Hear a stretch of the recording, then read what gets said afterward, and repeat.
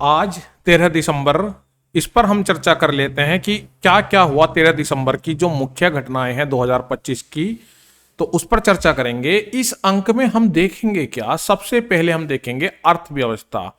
विश्व असमानता रिपोर्ट 2026 के बारे में चर्चा करेंगे। इतिहास, संविधान सभा की एकमात्र मुस्लिम महिला, इस पर चर्चा होगी। नीति, महाराष्ट्र में पगड़ी सिस्टम का अंत, इस पर चर्चा होगी। और विज्ञान, जीन एडिटिंग का रोशन करने वाला ग्लोकेस 19 प्रोटीन वाली चर्चा होगी। और खेल, पहली राष्ट्रीय मंडल खो खो चैंपियनशिप। और राष्ट्रीय पहल में भारत का पहला पावर म्यूजियम और हाइड्रोजन पोत। और वित्त में बैंक ऑफ द ईयर पुरस्कार 2025, इस पर चर्चा होगी। और मनोरंजन में ऑस्कर में नई श्रेणियों की शुरुआत। ये जो है इस अंक की मुख्य बातें होंगी, यानी कि 13 दिसंबर की ये मुख्य बातें हैं। तो सबसे पहले देखिए, विश्व असमानता रिपोर्ट 2026 जो है, इसके अंतर्गत वर्ल्ड इन इक्वलिटी लैब द्वारा जारी यह रिपोर्ट विश्व आय, धन, लिंग और जलवायु असमानता पर प्रकाश डालती है। यह रिपोर्ट हर 4 साल में एक बार जारी की जाती है। 2018-2022 के बाद नवीनतम विश्लेषण प्रस्तुत करती है। वैश्विक धन का चौंकाने वाला जो सेकेंद्रीकरण है वो देख लेते हैं। दुनिया के शीर्ष 1% जो है 37% संपत्ति पर जो है कब्जा रखते हैं, यानी कि जो 37% संपत्ति है वो दुनिया के 1% लोगों पर है। और दुनिया के शीर्ष के जो 1% जो है वो 37% संपत्ति पर जो कब्जा रखते हैं, इस बात पर जो है चर्चा हुई। और दुनिया के जो शीर्ष 10% हैं वो 75% संपत्ति पर जो है कब्जा रखते हैं। और सबसे निचले 50% वाले जो हैं वो केवल 2% संपत्ति पर ही अपना कब्जा रखते हैं। रिपोर्ट दर्शाती है कि दुनिया के 90% लोगों के पास जीवन यापन के लिए केवल 25% संपत्ति ही उपलब्ध है, जो एक गंभीर वैश्विक जो है चुनौती यहाँ पर दिखाई दे रही है। तो ये आपकी विश्व असमानता रिपोर्ट 2026 के अंतर्गत आती है। एक गहरा विभाजन है, देखिए भारत का परिदृश्य से देखें तो इस रिपोर्ट भारत में धन और आय के वितरण में सभी महत्वपूर्ण असमानताओं को उजागर करती है, जो नीति निर्माताओं के लिए एक बड़ी चिंता का विषय है। शीर्ष 1% देश के 40% संपत्ति को कब्जाए हुए हैं। और शीर्ष 10% जो है देश की 65% संपत्ति को कब्जाए हुए हैं। शीर्ष 10% पे जो है 58% राष्ट्रीय आय है। और निचले 50% पर जो है राष्ट्रीय आय 15% है। यह आंकड़े दर्शाते हैं कि भारत की 90% आबादी केवल 35% संपत्ति पर निर्भर है, जो देश के आर्थिक विकास के समान वितरण पर सवाल खड़ा करते हैं। तो ये जो है मुख्य बात यहाँ से निकल कर आती है। अब ऐतिहासिक पन्नों से बात कर लेते हैं। संविधान सभा की अविस्मरणीय विरासत, पहचान क्या है इनकी? भारत की संविधान सभा में भाग लेने वाली एकमात्र मुस्लिम महिला, जो कुल 15 महिला सदस्य हैं उनमें से केवल एकमात्र मुस्लिम सदस्य हैं ये। और राजनीतिक यात्रा इनकी मुस्लिम लीग से चुनी गई थी, लेकिन विभाजन के बाद भारत में ही रह गई थी। हालिया संदर्भ में उनकी आत्मकथा the remarkable life of the only Muslim women in the constitution assembly नामक से पुनः लॉन्च की गई है। और अन्य योगदान क्या है? इंडियन वुमेन हॉकी फेडरेशन और एशियन वुमेन्स हॉकी फेडरेशन की अध्यक्ष रही हैं। इनके नाम पर बेगम रसूल ट्रॉफी भी रखी गई है। सम्मान क्या है? भारत सरकार द्वारा सन 2000 में जो है इन्हें पद्म विभूषण से भी सम्मानित किया जा चुका है। ये यहाँ पर चर्चा होती है। नीतिगत बदलाव, महाराष्ट्र में सदियों पुरानी पगड़ी सिस्टम का यहाँ पर अंत हुआ है। और पगड़ी सिस्टम क्या थी? यह एक प्रथा जिसमें किराएदार एक मुश्त बड़ी रकम यानी कि पगड़ी देकर लंबे समय के लिए संपत्ति किराए पर ले लेता था। इससे क्या होता था? ब्लैक मनी लेन देन नकदी में होने से काले धन को बढ़ावा मिल रहा था। रख रखाव की कमी, निश्चित और कम किराए के कारण मकान मालिक इमारतों का रख रखाव नहीं कर पाते थे। कानूनी विवाद क्या था इसमें, किराएदार संपत्ति पर अपना दावा ठोक देते थे जिससे मुकदमेबाजी बढ़ती जाती थी।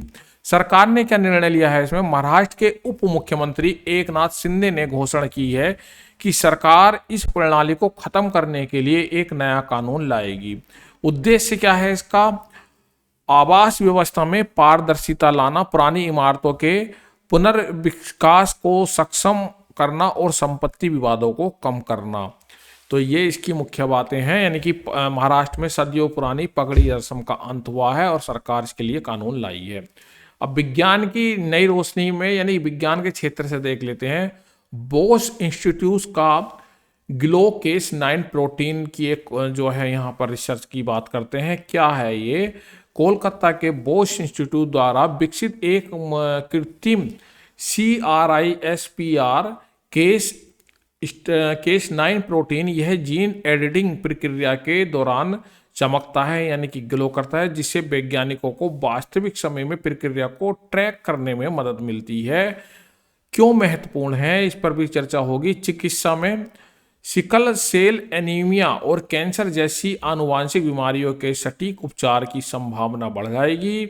और कृषि में क्या होगा इसका, जीनोम एडिटिंग के माध्यम से उच्च गुणवत्ता वाली और उन्नत फसलों का विकास करने में सहायक होंगे। और अनुसंधान के माध्यम से देखते हैं, दवा और ड्रग्स बनाने की प्रक्रिया में जो है ये तेजी लाने की में सक्षम या क्षमता यहाँ पर बढ़ जाएगी। अब देखते हैं खेल जगत से यहाँ पर मुख्य बातें निकल कर क्या आती हैं।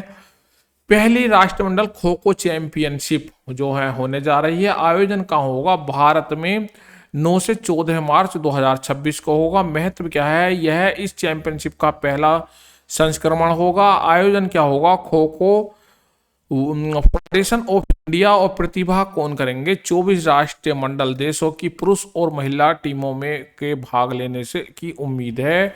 और पारंपरिक भारतीय खेल खो खो को वैश्विक मंच पर ले जाने की दिशा में एक ऐतिहासिक कदम इसे देखा जा रहा है। अगला देख लेते हैं, भारत की पहल यानी कि ऊर्जा और विरासत में एक मील का पत्थर हुआ है। तो यहाँ पर देखिए, भारत का पहला स्वदेशी हाइड्रोजन फ्यूल सेल पोत यहाँ पर हमने तैयार करा है।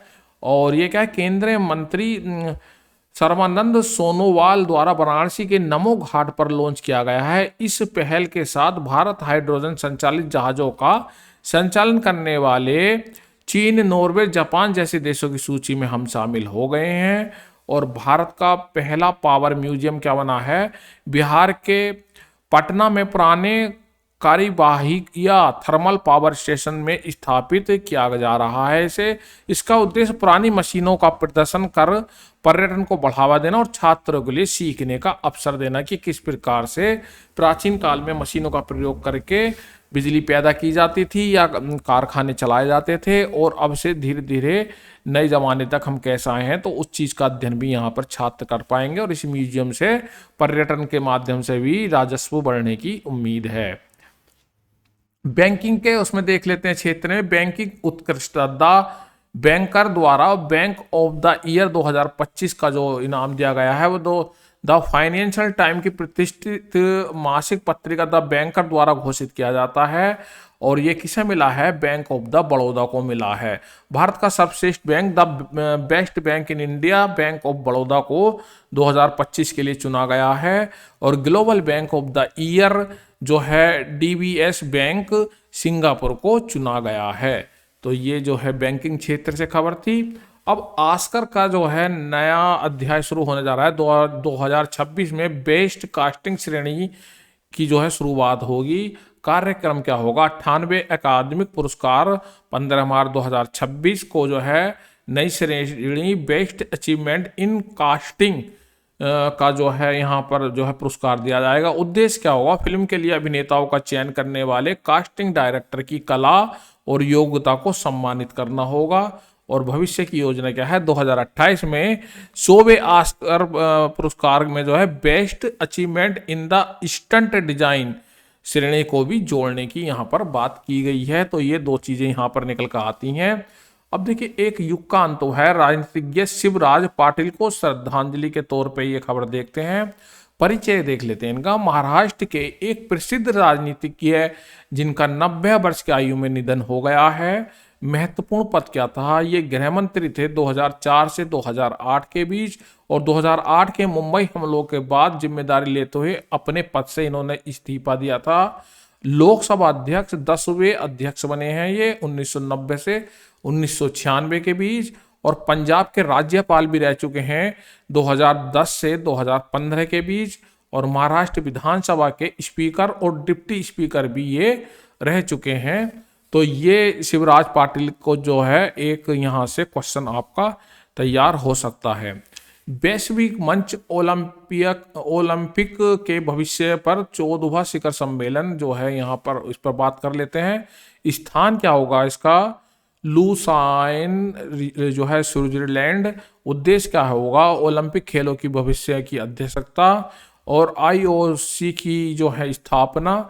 अध्यक्षता में क्या होगा, अंतर्राष्ट्रीय ओलंपिक समिति की अध्यक्ष क्रिस्टी कोवेंट्री जिम्बाब्वे द्वारा की जाएगी, और ओलंपिक खेलों की भविष्य रणनीति और सुरक्षा जैसे महत्वपूर्ण मुद्दों पर चर्चा यहाँ पर की जाएगी। और आईओसी की स्थापना 23 जून 1894 को हुई थी, और क्रिस्टी कोवेंट्री इसकी पहली अध्यक्ष थी।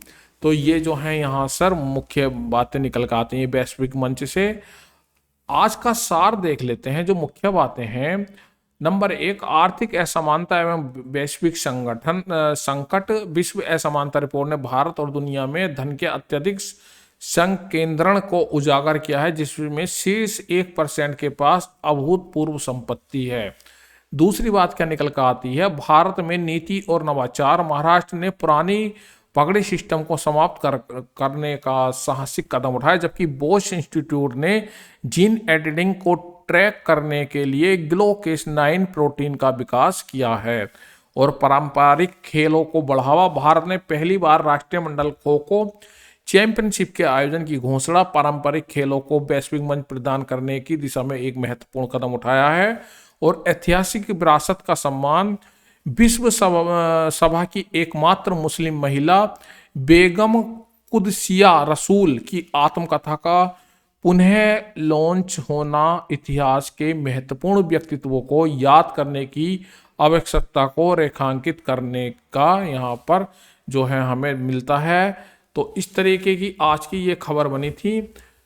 एक और अभूतपूर्व वैज्ञानिक प्रगति और दूसरी ओर बढ़ती आर्थिक खाई 13 दिसंबर 2025 दिन हमें याद दिलाता है कि भविष्य का निर्माण केवल नवाचार से नहीं बल्कि समानता और न्याय से भी होता है। आज का सार एक चिंतन के साथ यहीं पर हम समाप्त करते हैं। आज के लिए इतना ही। धन्यवाद। नमस्कार।